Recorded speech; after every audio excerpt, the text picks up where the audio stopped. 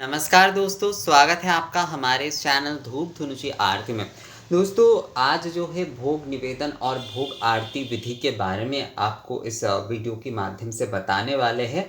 भोग निवेदन और भोग आरती विधि, देखिए नैवेद्य आदि जिस तरीके से निवेदन किए जाते हैं, भोग भी उसी प्रकार से आप जो है निवेदन कर सकते हैं। पर यहाँ पर मैं आपको एक संक्षिप्त और आसान तरीके से ये भोग निवेदन विधि बताऊंगा, जिसमें आप जो है मतलब उपचार की पूजा आदि करते हैं, आप आरती करते हैं, उसके बाद अलग से जैसे मान लीजिए सुबह आप पूजन कर रहे हैं, पूर्वाह्न में आप जो है नवरात्रि का पूजन आपने किए, तो पूर्वाह्न में एक बार आपने 10 उपचार पूजा आदि करके जो है आरती किए। अब दोपहर में जब आप भोग लगा रहे हैं, तो वहाँ पर किस प्रकार से आप निवेदन करते हुए जो है आरती करेंगे, वही जो है मैं आपको इस भोग निवेदन उपचार विधि में जो है आपको दिखाने वाला हूँ। दोस्तों, भोग निवेदन के साथ साथ आरती जो है वो बहुत आवश्यक होता है, तो अगर आप भोग निवेदन करते हैं तो उसमें आरती आपको करना ही चाहिए। तो मैं बहुत संक्षिप्त में ही आप सभी के लिए ही जो है ये भोग निवेदन उपचार विधि जो है वो आपको दिखा रहा हूँ। दोस्तों, तो सबसे पहले जैसे कि ये देखिए यहाँ पर मैंने एक थाली लिया है, और इसमें ये बस प्रतीकात्मक रूप से ही आप लोगों को समझाने के लिए जो है दोस्तों मैंने यहाँ पर रखा है। इसमें आप अन्य भोग ले रहे हैं, यानी कि आप जो है मान लीजिए चावल आदि का, जिस प्रदेश में ना जिस प्रकार का भोग होता है, कई जगह पर जैसे डोसा आदि का भी भोग दिया जाता है, दक्षिण भारत आदि में वहाँ पर जो है डोसे आदि का भी डोसा बनाकर, या फिर इडली आदि, इन सारी चीज़ों का भी भोग जो है वहाँ पर चढ़ाए जाते, इडली बड़े आदि। तो हर जगह के अपने अपने चलन होते हैं भोग आदि देने के। गुजरात में जिस प्रकार का भोग चढ़ाने का चलन होगा, बंगाल में अलग होगा, राजस्थान में अलग होगा, इलाहाबाद में अलग होता है, बनारस में अलग होता है।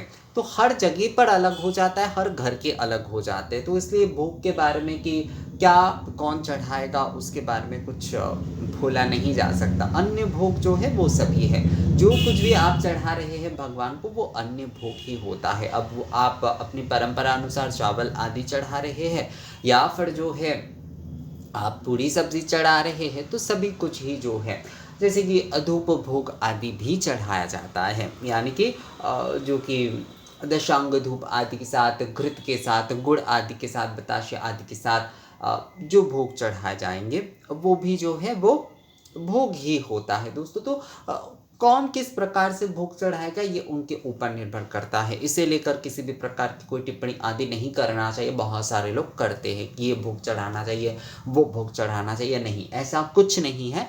जिनका जो मन होगा भोग भी जो है वो वही चढ़ाएंगे। भोग के विषय में मैं कुछ नहीं बोल दे सकता कि यही भोग चढ़ाना ही चाहिए। हर किसी का मन जिस प्रकार के भोग अपने इष्ट को देने का करे, वो वही जो है वो प्रदान करेंगे। दोस्तों, तो यहाँ पर जैसे कि मैंने ये थाली रखा है, तो सर्वप्रथम जो है हम कहेंगे भोग निवेदन की विधि में जो है सर्वप्रथम कहा जाता है ओम यंग कहते हुए जो है 3 बार आपको जल का छिड़काव करना है, ओम यंग। अब इसके बाद जो है ओम रंग, ओम रंग, ये कहते हुए जो है आपको 3 बार जल का छिड़काव करना है। अब इसके बाद आपको बोलना है ओम वंग एतस्मै सोपकरणमन्याय नमः, ओम वंग एतस्मै सोपकरण अन्याय नमः, ओम वंग एतस्मै सोपकरण अन्याय नमः। या फिर जैसे कि जो कुछ भी आप रखेंगे उसके विषय में भी बोल सकते हैं। जैसे पूरी सब्जी रख रहे हैं आप, या फिर मान लीजिए मिठाई आदि का दे रहे हैं, तो उसमें बोल सकते हैं कि ओमे तस्मै बंग सोपकर्ण मिष्ट द्रव्याय नमः। इस प्रकार से भी आप जो है बोल सकते हैं, तो जिसका आप भोग लगा रहे हैं। तो अन्य भोग में आपको बोलना होगा ओम एतस्मै बंग सोपकर्ण मन्याय नमः, ओम एतस्मै बंग सोपकर्ण मन्याय नमः, ओम एतस्मै बंग सोपकर्ण मन्याय नमः। अब इसके बाद जो है गंध पुष्प लेकर जो है ओम एत गंध पुष्पे, ओम एत गंध पुष्पे सोपकर्ण अन्याय नमः, इस प्रकार से जो है पुष्प देते हुए अब जो है ओम इदम सोपकर्णमन्यम, ओम इदम सोपकर्णमन्यम अमुक देव दिव्यै निवेदयामि। इस प्रकार से जो है आपको जो भोग है वो आपको प्रदान कर देना है, यानी कि आपको बोलना है ओम इदम सोपकरणमन्यम अमुक देवी दिव्य निवेदयामि। इस प्रकार से जो है आप हाथ जोड़ते हुए कहिए ओम इदम सोपकरणमन्यम अमुक देवी दिव्य निवेदयामि। ये बोलने के बाद जो है अब आपको क्या करना है दोस्तों, अब आपको जो है ग्रास मुद्रा में, ये जो ग्रास मुद्रा है इसमें थोड़ा सा जल आपको ले लेना है और इसके बाद जो है आपको पंच प्राणवायु मुद्रा जो है वो दिखाना है। तर्जनी मध्यमा अंगुष्ठ में प्राणाय स्वाहा। अब इसके बाद जो है अनामिका मध्यमा अनामिका मध्यमा और अंगुष्ठ में जो है अपाणाय स्वाहा।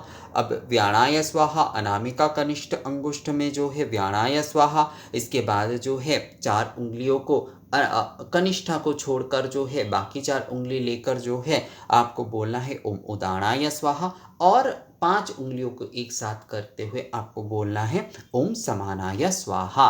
ये बोलते हुए जो है अब आपको ये जल जो है इसमें छोड़ देना है, इसमें ऐसे जो है आपको छोड़ देना है दोस्तों।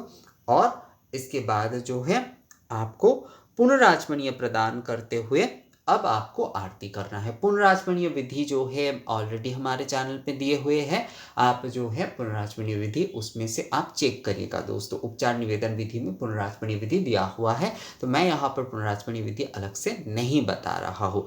यहाँ पर जो है भोग निवेदन के बाद ये पंच प्राण वायु मुद्रा दिया करना होगा। पंच प्राण वायु मुद्रा भी मैंने अलग से वीडियो बनाकर दिया है आप लोगों को, आप लोग उसे एक बार पूरी तरीके से देख लीजिएगा। उससे आप लोगों का जो है कॉन्सेप्ट जो है पूरी तरीके से क्लियर हो जाएगा इस विषय में जो है, क्योंकि केवल मात्र मैं यहाँ पर बताने से केवल मात्र जो है मैंने आप लोगों को दिखा भी दिया, पर क्या होता है उस विषय में अगर आप पूरी तरीके से एक संपूर्ण वीडियो देख लेंगे तो उससे आपका कॉन्सेप्ट और भी ज़्यादा क्लियर हो जाएगा। तो पंच प्राण वायु मुद्रा जो है वो ऑलरेडी है, उसे आप लोग ज़रूर देख लीजिएगा दोस्तों। तो इस प्रकार से भोग निवेदन के बाद जो है अब जो है ये धुंची धूप लेकर और जो है पंच दीपक लेकर जो है अब हमें आरती करना होगा दोस्तों।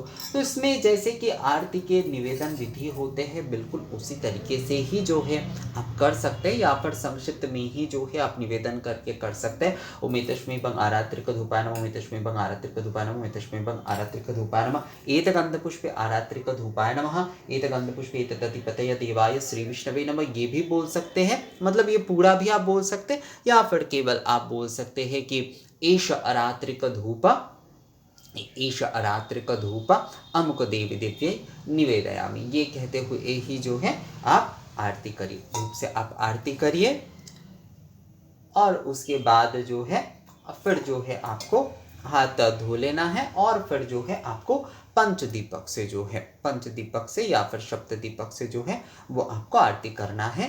एष अरात्रिक दीपमालाय अमुक देवी दिव्य निवेदयामि। ये कहते हुए जो है आपको पंचदीपक या सप्तदीपक से जो है वो आपको आरती करना है दोस्तों। आरती की विधि क्योंकि मैंने ऑलरेडी जो है उपचार निवेदन विधि में मैंने ऐड करके रखा है, तो यहाँ पर और उसे विस्तृत नहीं कर रहा हूँ, पर बिल्कुल इसी तरीके से मतलब आप संक्षिप्त में ही इस प्रकार से निवेदन करते हुए जो है भोग आरती के समय आप आरती कर सकते हैं। आपको जो है अगर आप बहुत बड़े तो मतलब बहुत विस्तृत तौर पर अगर आप निवेदन आदि नहीं कर रहे हैं तो उसमें केवल जो है तस्मैवं आरात्रिक धूपाय नमः या आरात्रिक दीपाय नमः, एत गंधपुष्पे आरात्रिक धूपाय या दीपाय नमः और एष अरात्रिक धूप अमुक देवी दिव्य निवेदयामि। ये कहते हुए ही जो है आप अरात्रिक धूप दीप निवेदन करते हुए जो है आप आरती कर सकते हैं दोस्तों। तो इस प्रकार से आपका जो है भोग निवेदन विधि और भोग आरती जो है वो आपका संपूर्ण विधि हो जाता है। भोग प्रदान के बाद जो है आपको भोग आरती जो है वो करना ही होता है। भोग निवेदन देखिए इसमें जो है ना 3 पार्ट होता है, इस विषय को ध्यान रखिएगा हमेशा।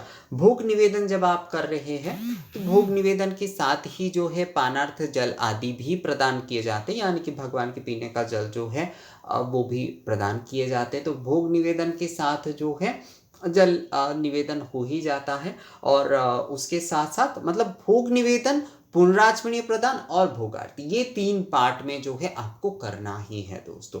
भोग निवेदन, पुनराचमनीय प्रदान और जो है भोग आरती। ये 3 पार्ट में ही आपको भोग निवेदन विधि पूर्ण करना है, वरना जो है भोग निवेदन विधि पूर्ण नहीं होता है दोस्तों। इस बात का आप जो है ध्यान अवश्य रखिएगा।